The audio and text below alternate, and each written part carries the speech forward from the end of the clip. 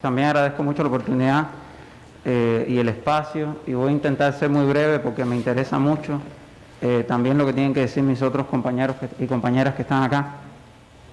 Así que voy a centrarme en apenas una serie de puntos que me parece que son muy recurrentes en las intervenciones que he escuchado hasta ahora.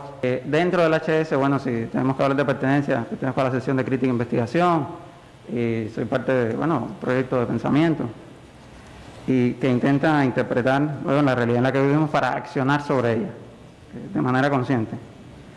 Y yo creo que en las intervenciones que veíamos hasta ahora, nos enfrentamos todo el tiempo con el tema de las condiciones en las cuales nos encontramos. O sea, lo que, como decía Roque Dalton, la materia es cruel, ¿no? La materia es imposible de siempre chocas con ella como si fuera una pared, como si fuera un muro. El malestar es tremendo, ¿no? Pero yo creo que entender la magnitud del malestar, o sea, entender la realidad en la que vivimos, es solamente una parte del problema, ¿no? Porque la magnitud del malestar siempre confronta con cuál es el tamaño de la esperanza, cuál es el tamaño de nuestra esperanza, ¿no? Entonces quizá las condiciones económicas, quizá las condiciones administrativas, quizá las condiciones institucionales sean terribles, como lo son, y como usted lo ha explicado muy bien esta tarde. Pero siempre, y el valor a tener en cuenta, por cualquier revolucionario, por cualquier comunista es, cuál es el tamaño de la esperanza que se antepone ante esos retos, que se antepone hacia esos desafíos. O sea, en esas terribles condiciones, cuál es el tipo de liderazgo ético-cultural, ¿no? Ese liderazgo ético-moral que podemos movilizar para hacerle frente a esas condiciones. Y no solamente sacarle el máximo partido a las posibilidades de la realidad tal y como existen, sino para ampliar el campo de lo posible, incluso más allá de lo que pudiéramos pensar en un primer lugar. Pero por supuesto, esa esperanza, menos en la tradición cubana, pienso en Retamar todo el tiempo, ese poemario Vuelta a la Antigua Esperanza, pienso en lo último que nos dijo casi antes de morir en el 60 aniversario de Casa de las Américas. Tenemos que recordar el futuro, recordar el porvenir. Decíamos incluso hace poco un grupo de compañeros, volver al futuro. Y es que yo creo que el futuro, y es algo que se ha repetido acá, necesitamos pensar el futuro. Si la revolución ya se hizo, ¿qué tipo de futuro puede proponer una revolución que colocamos casi siempre en el pasado? Alguien hablaba del tema de la juventud y es verdad que hay una serie de estereotipos de la juventud, pero la juventud siempre tiene un elemento de desajuste con la realidad en la que existe, ¿no? Porque siempre se propone un futuro distinto al de la generación de sus padres, incluso de sus abuelos. Mi vida, no solamente como persona, sino como militante revolucionario, yo no puedo pensarla fuera de la revolución. Y precisamente por esa condición, yo tengo que pensar que la revolución no es lo que se ha hecho, sino lo que falta por hacer. Entonces, ese tamaño de la esperanza es la que a mí me siento que a veces falta en las explicaciones. Siento que a veces somos muy fatalistas en ese sentido. Y voy a poner una analogía que tiene que ver con la situación en la que nos encontramos. El malestar y las condiciones adversas son como la carga viral de la COVID-19 o de cualquier otro virus. La esperanza es la inmunidad que podemos alcanzar. ¿Qué vacunas ideológicas, políticas, culturales, éticas podemos inocularnos para, frente a eso, avanzar? ¿Qué tipo de futuro proponemos, ¿no? Y para eso, a mí siempre he pensado que la crítica debe tener un papel fundamental. Marx decía incluso la crítica incesante, implacable a todo lo que existe. Pero como somos martianos, también pensando en Martí, la crítica como el ejercicio del criterio, que destroza los falsos ídolos y coloca en todo su fulgor a los dioses verdaderos. La noción de futuro que debemos discutir hoy en Cuba, la noción de futuro que debe proponer la revolución cubana, no solamente para nuestra generación, sino para las generaciones que también apostaron incluso por otro tipo de futuro, debe avanzar en esa conversación y la refundación de esa esperanza. Nosotros hemos experimentado muchísimo en estos últimos 60 años.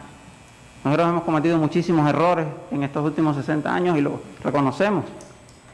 Ahora, ¿cuánto hemos aprendido de esos errores? Recordar el porvenir implica reconstruir también la memoria de la revolución que hemos hecho hasta ahora para poder continuarla. ¿Cuántos caminos que a lo mejor comenzamos y no continuamos? ¿no? ¿Cuántos trillos apenas trazados? ¿Cuántos callejones a los que simplemente llegamos al final? Y sobre todo la pregunta más importante. Hace unas semanas regalaba con un grupo de amistades a un compañero muy cercano, cuyo nombre me reservo, un libro que a nosotros nos parece fundamental. Y cuando se lo regalábamos a este compañero le decíamos, este libro narra una historia del pasado, que parece la historia de nuestro presente. Es un libro sobre la caída de la Unión Soviética y de los países socialistas. Y ese libro lo que nos advierte siempre es que ese futuro que se perdió ahí también era nuestro futuro, ¿no? Y que la crítica a ese futuro que aquellos se proponían también debe ser la crítica al futuro que nosotros nos proponíamos, de una humanidad emancipada. Y que yo no quería ser aquel comunista soviético que precisamente hace 30 años, en diciembre de 1991, veía como su futuro se derrumbaba por completo y desaparecía.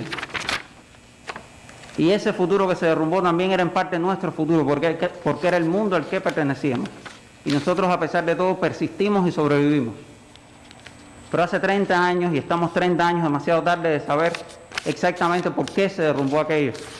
Un país que era muchísimo más grande que nosotros.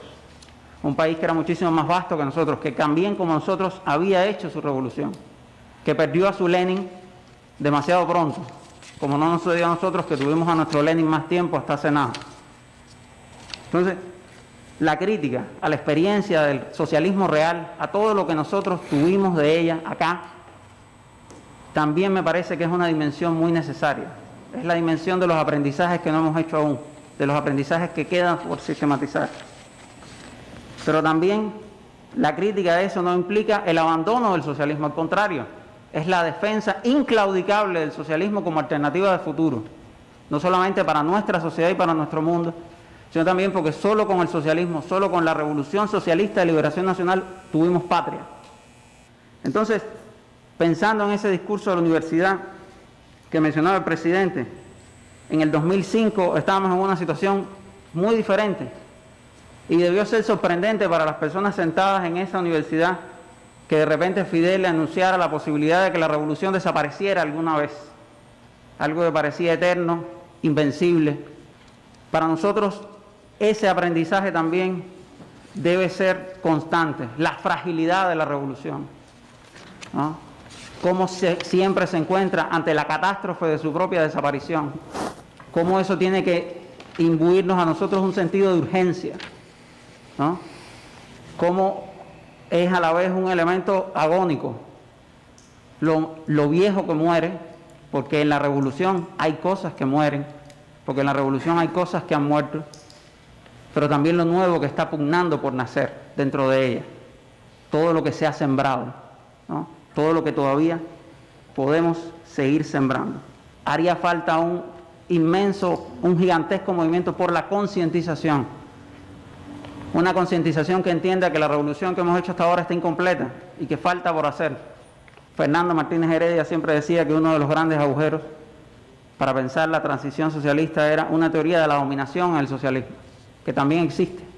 No es solamente un gran impulso libertario, que corre parejo en los 60 con el gran impulso que ordena y construye las instituciones y el Estado que tenemos ahora, sino que también hay una dominación específica del socialismo contra la cual también debemos combatir, y contra la cual se combate todo el tiempo. El burocratismo, la desidia, el desapego a los problemas de la gente, la división entre dirigentes y dirigidos, siempre, casi siempre en favor de los dirigentes y menos de los dirigidos, los procesos políticos que mantienen a los dirigidos en su lugar y no les permiten convertirse en dirigentes. No solamente asumir la voz de sus propios procesos, sino también asumir y tener la información necesaria para tener esas decisiones, para controlar las decisiones de aquellos que los dirigen. El conocimiento para entender que ellos también pueden dirigir esos procesos. Y sobre todo la capacidad de decidir sobre aquellos elementos que afectan su vida cotidiana. Si pudiera pedir algo, pido eso, que no se nos pierda el futuro, que no se nos pierda la memoria y que completemos la revolución que nos hemos propuesto. Muchas gracias. Gracias, Ernesto.